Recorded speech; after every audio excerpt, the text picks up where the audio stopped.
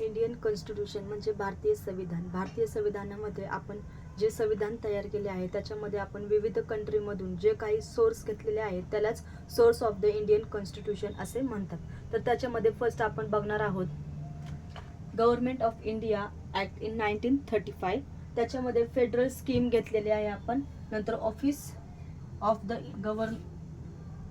Governor's, नंतर judiciary आणि emergency provisions, नंतर ॲडमिनिस्ट्रेटिव्ह ऑफ द डिटेल्स आणि नंतर पब्लिक सर्व्हिस कमिशन.